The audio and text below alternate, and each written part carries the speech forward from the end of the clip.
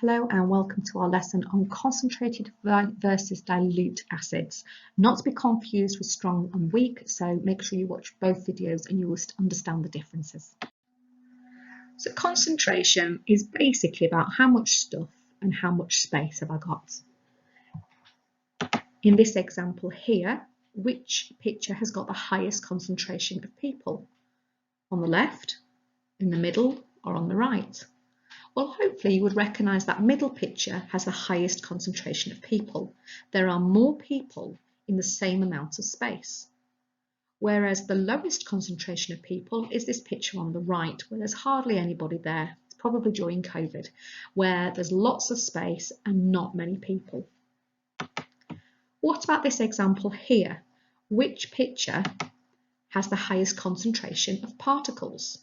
Well, hopefully you would recognise the picture on the right has got more particles in the same area or the same volume, because obviously we're talking about a conical flask.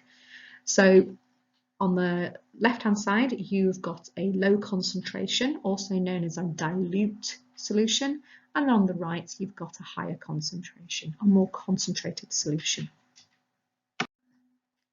Okay, so let's have a look at these pictures, A, B, C and D. Which two diagrams show a concentrated acid? So remember, we talk about concentrated, it means that there's a high number of particles in a given volume. Well, hopefully you would recognise that A is concentrated and B is concentrated. But how are they different? Because they're not the same, are they? They are concentrated, they're both very full up, but how are they different? Well, A is concentrated, and you'll notice all the hydrogen ions have been disassociated or ionized, and so that is a strong acid. Whereas B is concentrated, it's still very full, it's still very busy, there's lots going on there, but only some of the hydrogen ions have been disassociated, and so this would be a concentrated weak acid. So what about C and D? Well, C and D, you can see C is fully ionized, so it's strong, and D is only partially ionized, so it's weak, but they're both not very concentrated, and we would say that they are dilute. So here's the core concept then. Concentrated acids are crowded, and dilute acids are not. So concentration can be calculated by the following core concept and an equation that you would need to know. Concentration is calculated by the number of moles, which is how much stuff, divided by the volume, which is how much space. Now, volume is measured in decimeters cubed. So it's not often we use decimeters cubed, so just be aware that to convert centimetres into decimeters, you would divide by 1,000. Okay, let's have a quick recap on moles. So 1 mole is the atomic mass in grams. So for example, the relative atomic mass of hydrogen is 1, and therefore 1 mole of hydrogen is 1 gram. The relative atomic mass of chlorine is 35.5, that's coming from the periodic table, and therefore 1 mole of chlorine is 35.5 grams.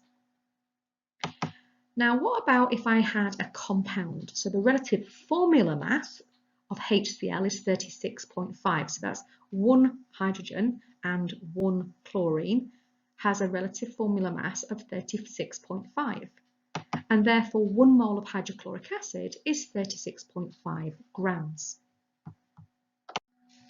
Okay, I'd like you to pause the video. You're going to need access to a periodic table for this, but have a go at, first of all, the facts. So use the periodic table to calculate 1 mole of the following, and then apply that knowledge and turn it around so you've already got the mass and you're trying to figure out how many moles would fit into that mass.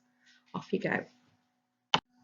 Okay, so if you've struggled with this one, as you start to see the answers, if you think you understand what's going on, pause the video again and try to do the rest of them on your own, just to see if you can actually do it. Okay, so let's look at the blue box first. It says use the periodic table to calculate 1 mole of the following. So we know that 1 mole is the relative atomic mass or the relative formula mass in grams. So magnesium has a relative atomic mass of 24.3 and therefore 1 mole will be 24.3 grams. Oxygen has a relative atomic mass, that's the big number on the square of the periodic table, of 16. And therefore 1 mole would be 16 grams. Carbon would be 12 grams. Calcium would be 40.1 grams. Now number 5 is a compound, so I have had to add 1 magnesium to 1 oxygen because that's my formula, and therefore the relative formula mass would be 40.3, and therefore 1 mole is 40.3 grams. You must include the grams because that's the whole point. Calcium carbonate, I'm having to add some together. So I've got 1 calcium, 1 carbon and 3 oxygen. That adds up to 100 and therefore the 1 mole of calcium carbonate is 100 grams. So hopefully you've understood where they've come from even if you hadn't quite got there yourself the first time. Now, if your answers are slightly different because you may have used a slightly different periodic table, that's absolutely fine. So maybe you rounded up magnesium to 24, that's absolutely fine. Your numbers might vary a bit, but as long as you've got the same idea and about the same numbers, it sounds like you're about right. Okay, so the green box then. It says use the periodic table to calculate how many moles are in the following. So I've used the same elements and compounds, so you've got an idea, so you're not having to redo everything. So number 1, I've got 48.6 grams of magnesium. I know that 1 mole is 24.3, so 48.6 divided by the 24.3, there are 2 moles of magnesium in 48.6 grams of magnesium. Can you see how I got there? So for number 2, I've got 48 grams of oxygen. 1 mole of oxygen is 16 grams. 2 moles of oxygen is 32 grams. 3 moles of oxygen is 48 grams. I think I'm right. Yes, 3 moles. How have I done that? Well, I would do 48 divided by the 16 to get 3 moles. Okay, so 30 grams of carbon divided by the 12 grams for 1, so 30 divided by 12, I've got 2.5 moles. Okay, so for calcium, I've got 200.5 grams of calcium. Each calcium, 1 mole of calcium is 40.1 grams, and so 200.5 divided by the 40.1 gives me 5 moles. Okay, so 60.45 grams of magnesium oxide. Each mole of magnesium oxide is 40.3 grams, so divide 60.45 divided by 40.3 and we're going to get 1.5 moles.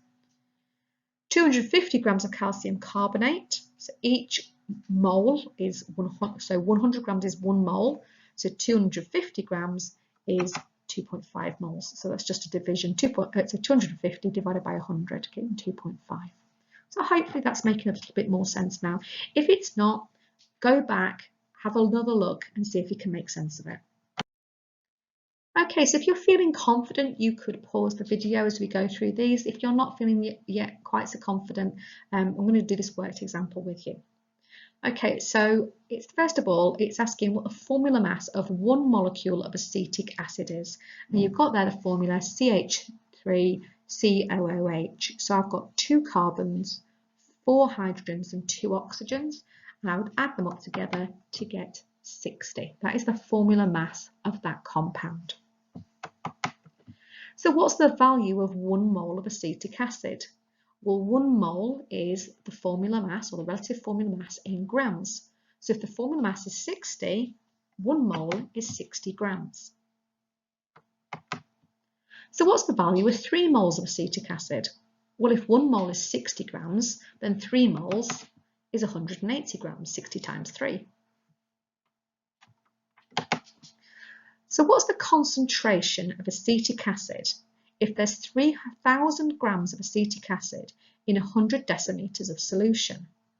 Now you've got to be careful here because sometimes people go, oh, well, I've got 3,000 and I know that my decimeters is the volume, so I'm going to do 3,000 divided by 100.